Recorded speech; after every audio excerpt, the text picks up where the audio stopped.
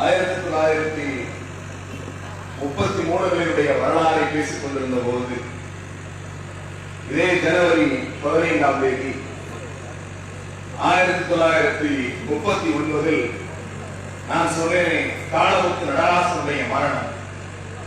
தாளமுத்துவும் நடராசனும் இறந்து போனதற்கு பிறகு தாளமுத்துவனுடைய சவத்தை வைத்துக் கொண்டு அண்ணா சொன்னார், இன்னும் சற்று நேரத்தில் தாளமுத்துவனுடைய உடல் தீயிலே மூழ்கும், அந்த தீயிலே இந்த உடல் கருகும். ஆனால் அந்த தீ சற்று நேரத்தில் அணைந்து விடக்கூடும்.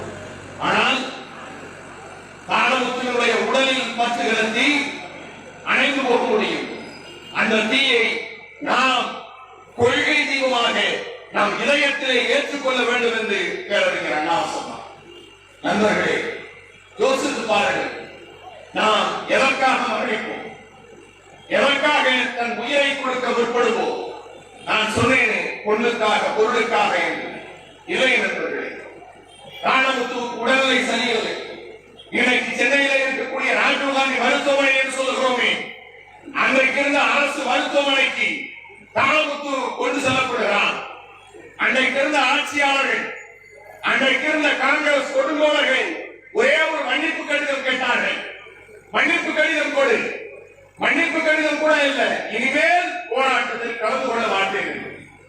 தாளமுத்து என்கிற மாவீரன் சொன்னான், உங்கள் நிலத்தை மண்டியிட்டு மன்னிப்பதும் என் உயிரை நான் மாய்த்துக் கொள்வது என்பது சாதாரண செயல் என்று, மன்னிப்பு கடிதம் கொடுக்க முடியாது என்று ஒரு வார மாதம் சிகிச்சையின்றி மருத்துவமனையிலேயே மடிந்து போனான் கொள்கை மரவன் மாணவன். இப்படித்தான் இந்த இயக்கத்திற்கான விதை தோன்றியது நண்பர்களே. அப்படியே பருவநோக்கில் பயணிக்க விரும்புகிறேன். 37 தொடங்கி 33 தொடங்கி 39 37 நிறைவு பெற்றது. அதற்கு பிறகு அடுத்தடுத்த ஆட்சியாளர்கள் தொடர்ந்து கொண்டே இருந்தார். இந்திய எதிர்ப்பு என்பது கொழுந்து விட்டு கனன்ற நெருப்பாக அணைந்திருந்தது. அப்படித்தான் பல்லடம் பொன்னுசாமி அன்றைக்கு இருந்த முதலமைச்சர் வீட்டு வாசலிலேயே உண்ணாவிரதம் இருந்தார். பல்லடம் பொன்னுசாமியை இன்றைக்கு இருக்கிற இளைய தலைமுறையினர் எத்தனை பேருக்கு தெரியும் என்று தெரியாது. பல்லடம் பொன்னுசாமி காங்கிரஸ்காரர். அவர் சொன்னார், இந்தி திணிப்பை நாங்கள் எதிர்க்கிறோம், இந்தி திணிப்பை நான் காங்கிரஸ்காரனாக இருந்தாலும் ஏற்றுக்கொள்ள முடியாது என்று சொல்கிறார். ஆனால் அன்றைக்கு இருந்த அந்த சனாதன காங்கிரஸ்காரர்கள் பல்லடம் பொன்னுசாமியின் மீது பாம்புகளை ஏறிவிட்டார்கள். அந்த ஏவுதலுக்கெல்லாம் அஞ்சாதவனாக தன் உயிரையும் துச்சமென மதித்து அந்த ஒரு வார காலம் சிறைகளை அடைத்து கொடுமைப்படுத்தினார்கள். பல்லடம் பொன்னுசாமி கைது செய்யப்பட்டார். ஜூன் 3 அதே கலைஞர் திருமகனுடைய பிறந்த நாளில் மரணிக்கும் போனார். இது வரலாற்றுடைய செய்தி. அதற்கு பிறகு வரலாற்றுடைய பக்கங்களில் 52, 57, 65 நீங்கள் 55, 57 போராட்டங்களுடைய பக்கங்களை புரட்டி பாருங்கள். இதோ திருச்சியிலே நம்முடைய முதன்மை செயலாளர் சொன்னார், கியாப்ப விஸ்வநாதம் பிள்ளை இதே திருச்சியிலே தான் இருந்தார். இந்த இந்திய எதிர்ப்பிற்காக, இந்த இந்திய ஆதிக்க இந்தியை ஒழிப்பதற்காக நான் வார்த்தையை கவனமாக பயன்படுத்துகிறேன். ஆதிக்க இந்திய, ஆதிக்க இந்திய. இன்னைக்கு இருக்கிற தலைமுறைகள் பல பேருக்கு தெரியவில்லை. திமுக இந்தி படிக்காம எங்களை ஆளாக்கிட்டார். ஹிந்தி படித்தவரெல்லாம் நமக்கு சர்வர் வேலை பார்க்கிறான். ஹிந்தி தெரிந்தவனெல்லாம் நம் வீட்டு கக்கூஸ் அழைத்து விட்டால் வந்து எடுத்து விடுகிறான். ஹிந்தி தெரிந்தவனெல்லாம் சென்னையில இரவிலே குல்ஃபி விற்கிறான். ஆனால் தமிழ் படித்தவன் கலிபோர்னியாவிலே, சான் பிரான்சிஸ்கோவிலே, வாஷிங்டனிலே பணியாற்றக்கூடிய வாய்ப்பு இருந்தால் அதற்கு காரணம் பேரறிஞர் அண்ணா. மறந்துவிடாதீர்கள். நான் இந்த மிகப்பெரிய அந்த கியாப்ப விஸ்வநாதத்துடைய வரலாற்றுக்கு வருவதற்கு முன்னால் பாராளுமன்றத்தை அண்ணா பதிவு செய்த இந்த இந்திய ஆதிக்கத்தினுடைய முறையை உங்களுக்கு சொல்ல ஆசைப்படுகிறேன். பேரறிஞர் அண்ணா பாராளுமன்றத்தில் பேசுகிறார். இந்த நாட்டினுடைய இன வேதங்கள், மொழி வேதங்கள், வர்க்க வேதங்கள் எல்லாம் சூழ்ந்து இருக்கிற போது எங்கள் தாய்மொழியான தமிழை நீங்கள் புறக்கணிக்கிறீர்கள், இந்திய ஆதிக்கத்தை கொண்டு வந்து சேர்க்கிறீர்கள் என்று சொன்ன போது பூமேஷ் குப்தா என்கிற நாடாளுமன்ற உறுப்பினர் எழுதி சொன்னார். அப்ப ஜவஹர்லால் நேரு அவருக்கு சிகரெட் பிடிக்கிற பழக்கம் உண்டு. சிகரெட்டை எடுத்து வந்து பாராளுமன்றத்துடைய வளாகத்துக்கு போகிறார்.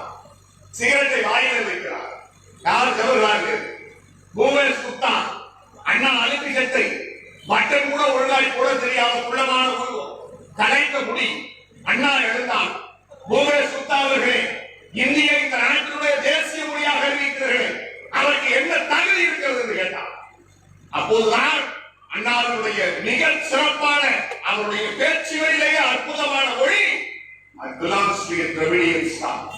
நான் திராவிடத்தின் பிள்ளை. நான் திராவிடத்தை ஆதரிப்பதால், தமிழ் மொழியை ஆதரிப்பதால், என் தமிழை நான் நேசிப்பதால் ஒரு வங்காளிக்கோ அல்லது வேறு மொழி பேசுகிறவர்களுக்கோ நான் எதிரி அல்ல. என் தாய்மொழி என்னுடைய மொழி. அதற்கான அடையாளத்தை யார் நசுக்க நினைத்தாலும் அவர்களிடத்தை நாங்கள் விட்டுக் கொடுக்க மாட்டோம் என்று உமேஷ் சுத்தாவுக்கும் அண்ணாவுக்கும் உரை தொடங்குகிறது. அண்ணா பேச ஆரம்பிக்கிறார். அண்ணா பேச ஆரம்பிக்கிற போது ஜவஹர்லால் நேரு பாதி சிகரெட் போட்டு விட்டு ஓடி வருகிறார். யார் இப்படி பேசுவது? பார்த்தால் இதுவரை அடையாளம் தெரியாத ஒரு அடுக்கு உருவம் பேசிக் கொண்டிருக்கிறது. குப்தாவுக்கு சொன்னார், இந்தியாவிலேயே அதிக மக்கள் பேசுகிற மொழி ஹிந்தி.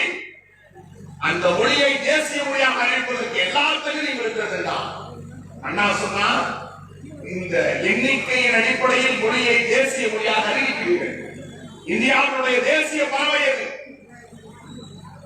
இந்தியாவுடைய தேசிய பறவை எது? உமேஷ் குப்தா சொன்னார், இட்ஸ் பீகாக், மயில் என்று சொன்னார்.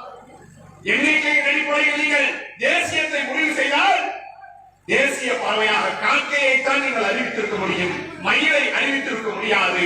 நாங்கள் தமிழ் மொழி என்பது மயில் போல, இந்தி காக்கை போல ஒன்றத்திற்கும் உதவாத ஒரு பறவை என்று சொல்லி அண்ணா முடித்தார். அண்ணாவை போல ஒரு மாபெரும் தலைவரை நீங்கள் பார்த்திருக்க முடியாது. அண்ணா நாடாளுமன்றத்திலே பதிவு செய்தார், எங்களை நீங்கள் இரண்டாம் தர குடிமக்களாக மாற்ற நினைத்தால் இந்த நாடாளுமன்ற பிளவுபடும், எங்களுக்கு தனித்தமிழ்நாடு கேட்க நிலைமை வரும் என்று அண்ணா சொன்னார்.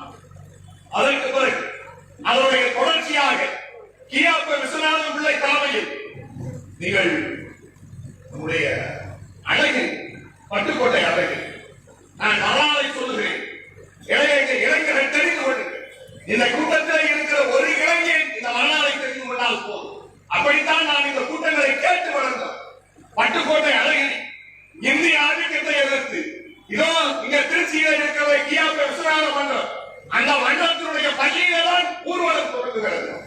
47 நாள் நடைபெறும். 522 மைல் போலவே 500 பேர். பட்டுக்கோட்டை அழகிரி ஒரு விடுக்கான ராணுவ வீரர். பட்டுக்கோட்டை அழகிரி ஒரு ராணுவ வீரர், ராணுவத்திலே பிரச்சாரகர்.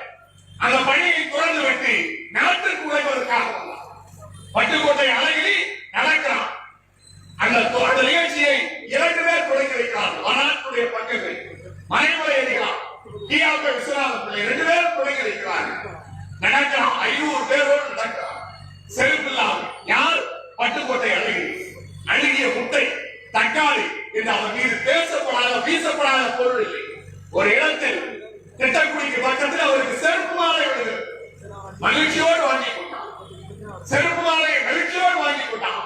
அழகிரி சொன்னார், என் தாய்மொழியை காப்பதற்காக, என் இனத்தை காப்பதற்காக நான் சாவதற்கும் தயார். இந்த செருப்பு மாலை ஒன்றும் செய்யாது என்று 47 நாள் நடைபெறும். சென்னையிலே விழா. தந்தை பெரியார் பேரறிஞர் அண்ணாவின் தலைமையில் விழா. கூட்டம் தொடங்கி விடுகிறது.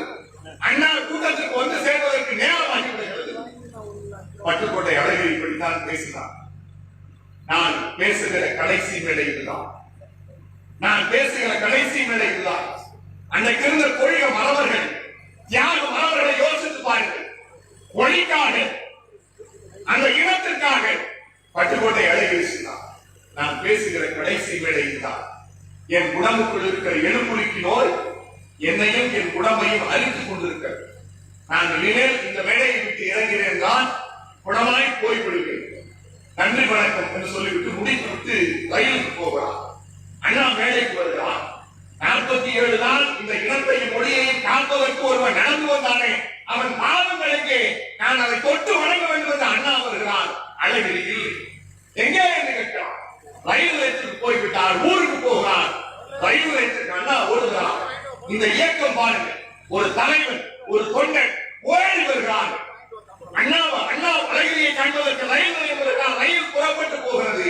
ஐயோ, அழகிரியின் முகத்தை காண முடியவில்லையே என்று மாறில் அடித்துக் கொண்டு அண்ணா எழும்பூர் ரயில் நிலையத்தில் அழுது துடித்திருக்கிறார். அங்கிருந்து கூட்டம் அறிவிக்கிறார். யார்? அண்ணா. எழும்பூருக்கு நோயால் என் தம்பி அவதிப்படுகிறான். என்னிடத்திலே கூட்டம் கேட்கிறவர்கள் பட்டுக்கோட்டைக்கு அழகிரியின் முகவரிக்கு 100 ரூபாய் பணியாளர் அனுப்பிவிட்டு அந்த ரசீதை எனக்கு தேதியோடு அனுப்புங்கள். உங்கள் ஊரில் நான் இப்படிப்பட்ட தலைமையை நீங்கள் பார்க்க முடியுமா? அதற்கு பிறகு தலைவர் கலைஞர் அவர் கல்யாணத்தினால் என்று மாப்பிள்ளையை காணவில்லை. அவருடைய திருமண நாள் இந்திய எதிர்ப்பு போராட்டம் நடக்கிறது, மாப்பிள்ளையை காணவில்லை. எங்க என்றால் இந்திய எதிர்ப்புக்கு கொடி பிடித்து போய் கொண்டிருக்கிறார். அன்றைக்கு கொடி பிடிக்கிற போது அவர் சிறுவன், ஆனால் அவர் இந்த தமிழகத்துடைய தலைவராக வருவார் என்பதை யாருக்கு எதிர்பார்க்கவில்லை. அந்த இந்தி பேரை ஓட ஓட விரட்டிய தலைமகன் தலைவர் கலைஞர்.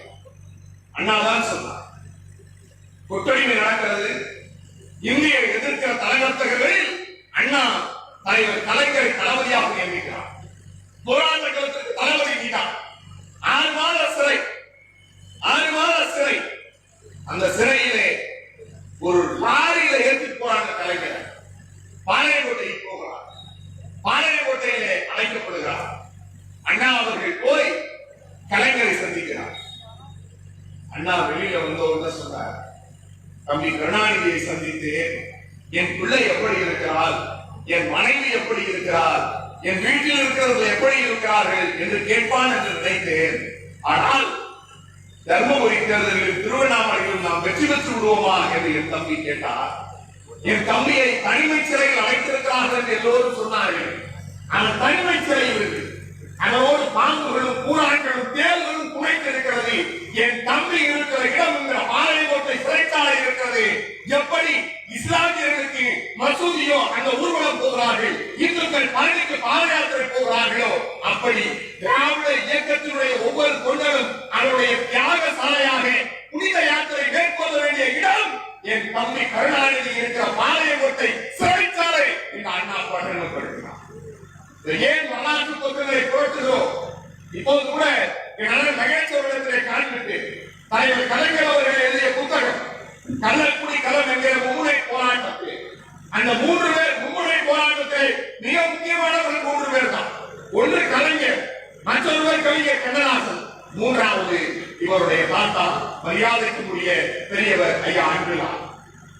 அதை கலைஞர் எழுதுற கலைஞருடைய வார்த்தை.